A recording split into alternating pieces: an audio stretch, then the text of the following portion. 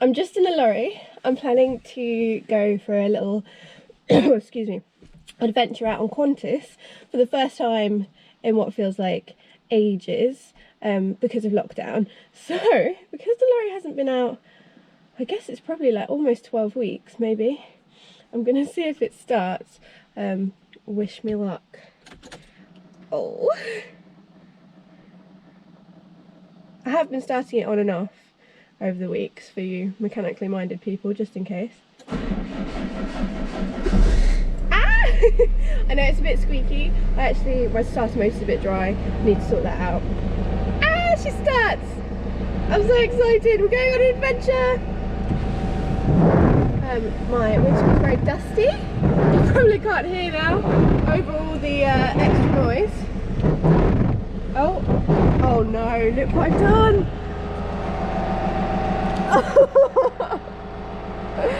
Oh, we're gonna have to clean that up. That was a rookie mistake. Right, we know it starts now. Oh dear. At least we've got towels around here, it's fine. Because it hasn't been anywhere for a while, I'm just gonna check all the levels and check there's no birds nesting in the engine. I think I've got plenty of washer fluid because it's all over my door. Just check the tyre pressures, make sure that I've done everything. So we're not going to go very far. It's probably like 5 miles to the place we're going to go. So I'll check the lorry and then we'll pack and I'll clean that up. Oil. I mean, my mechanical knowledge is limited. My brother is, well, he does helicopters and planes. So he is really good at it, and whenever I go home I'm like, well, can you check the lorry?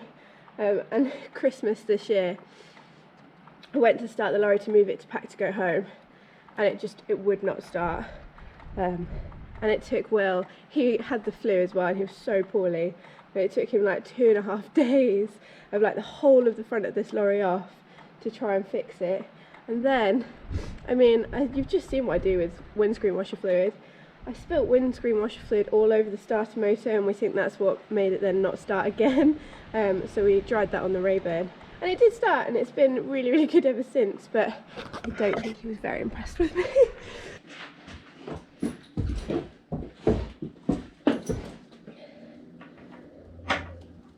Actually, do some food, huh?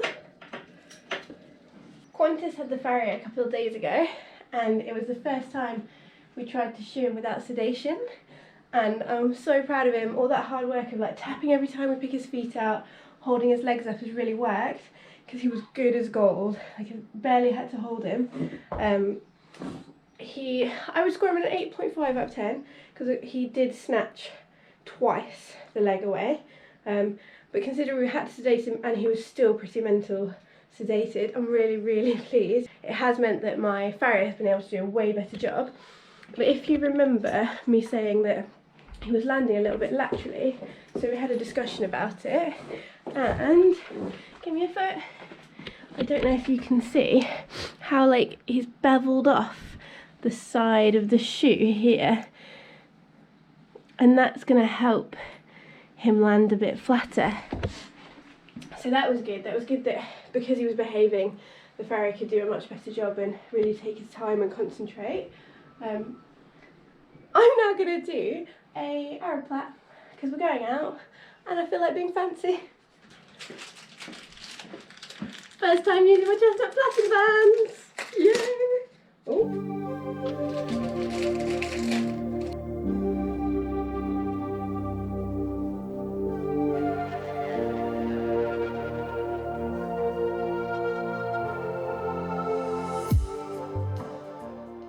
That probably would have been easier if I hadn't given him food, tied him up loose, but still.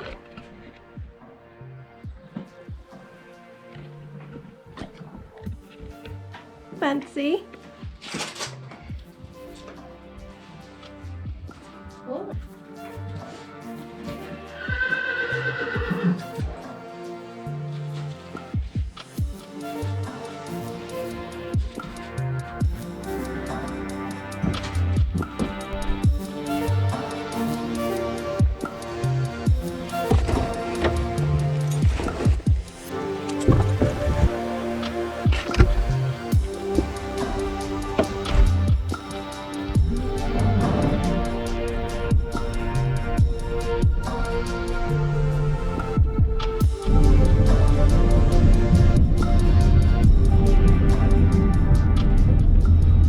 arrived. I'm just going to wait for a little bit. When we go to his first novice events, horses aren't allowed to be left tied to a box or trailer unattended. And I don't really like leaving. I think it's a good rule. I wouldn't do that anyway. So he is going to have to wait in the lorry while I go get my number and sort everything out. So we're just practicing that now while I can stay here and watch him. He reared a few times on the way here and he hasn't stopped whinnying. I'm actually a little bit impressed with his balance because he can hold a rear for ages whilst in the lorry. Apart from that, he travelled pretty well. He kept his balance, he didn't move around that much. So we've arrived safely, yay! I'm actually going to put his bridle on in here. This is the first time we've been out by ourselves, so I don't have Dan to kind of stand with him by the lorry, and I don't want him to run off, so we'll put your bridle on here. Okay. And then we'll unload.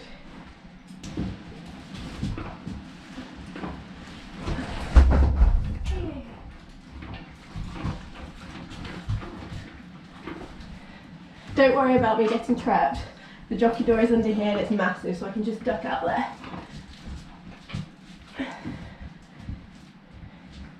Hey, there you go. Not that bad, huh?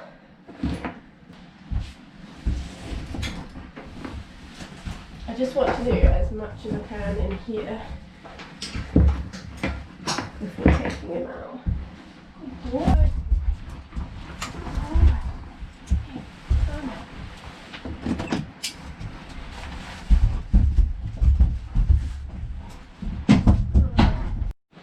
Qantas. Typical horse, straight for the grass. Good boy. Good boy.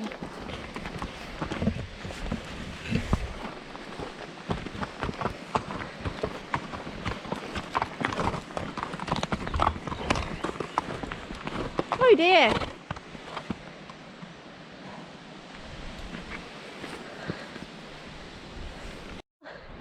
We've improvised. It's on an idolo tether tie the other end, so this side can't run through, but that side can if he pulls.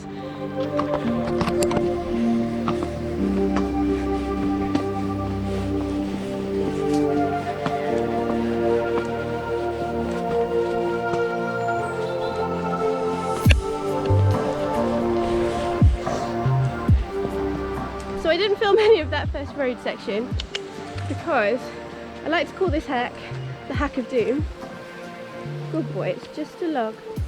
Good boy, it's just a log. Steady, steady, good lad. Oh, aren't those flowers pretty? Anyway, yeah, I call this the hack of doom because twice I have fallen off on Azid. Once inside this woods and he still managed to get out onto the road and bolted down the road. You could see like his skid marks where his shoes had been, and he was super lucky that two guys opened their car doors to stop him from going past him. Come on, it's not snack time. Just getting some cow parsley for the road. You're not that hungry, I fed you before we left. They were terrified of horses, bless them, but they stopped him getting onto the A road that we just crossed to get here. And then another time we were actually on the road. Good boy. We're actually on the road. He spooked at a car. I ended up kind of on its bonnet and rolling underneath. But I was still holding on to his reins. I didn't want to let him go because I knew, like, I didn't want him to go to the A road because it's super busy. And the only reason I let go of the reins, he was dragging me on the road and I was just hoping that he'd stop, is because I broke my finger and dislocated my shoulder, so I couldn't hold on anymore. And my leg, like my knee, was really swollen. I could barely walk. Adrenaline kept me going. The person that it wasn't their fault at all, they were going super slow. It's one of those things. They got me in the car and we drove after in the direction he went. Then I got out and ran after him and he was just walking along. And when I got to him, he just looked at me like, oh, where have you been? Thought you were up there. And I managed to get him loaded, sort everything out, drive back to the yard, got out of the lorry and literally just my legs collapsed underneath me and I just couldn't walk. And Dan had to come and get me. So this is why this hack is called the Woods of Doom. Hopefully we'll have a better day. Though I've already had an eventful day. Qantas got loose twice and broke the tie on the lorry. It shouldn't have happened. He was on an idolo tether tie, so they're meant to, like, the rope is meant to run through. But I think the rope was too stiff and it had, like, almost curled as it had gone through. Like, do you know when you curl ribbon with scissors? It kind of done that and it just didn't pull out. So he pulled off the D-ring on the lorry, which, you know, it's fine. He's completely fine. We can fix it.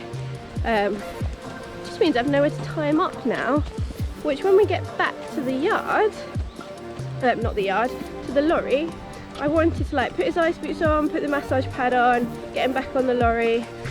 But now I'm not going to be able to hold him and do that. So I'll either ring Dan, because we only live like 5 minutes away, to come and help me, or I'll just load him straight on and do it at home.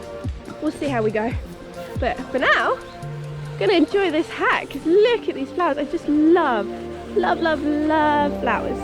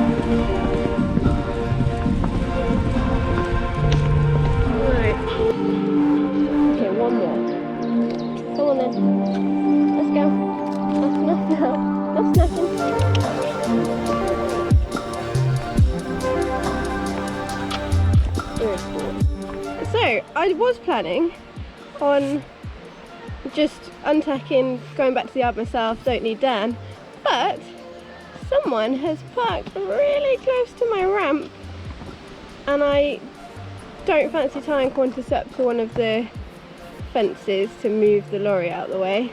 I'm just going to call Dan. I could have left the ramp down and maybe then people wouldn't have parked so close, but I found that even when I do that, people park this close.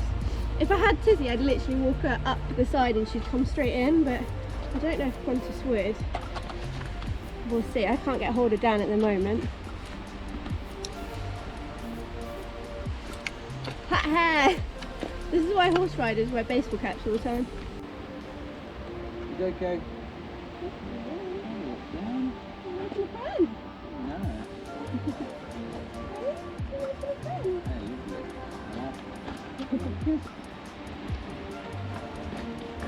What, thank you? Oh, you're getting a bit stressed? I know, mate. You're getting a bit stressed, are you? Primary virus is here, you know. I know, we're all through it, brother. We'll all get through it, yeah? You've been up there to nick my bloody can, you little bugger. You're trying to nick me can. Well, in. Alright, Nice to nice meet you. You too. See ya. See you later. Bye. We're back. I couldn't get hold of Dan, so I had to put my big girl pants on, sort it out myself.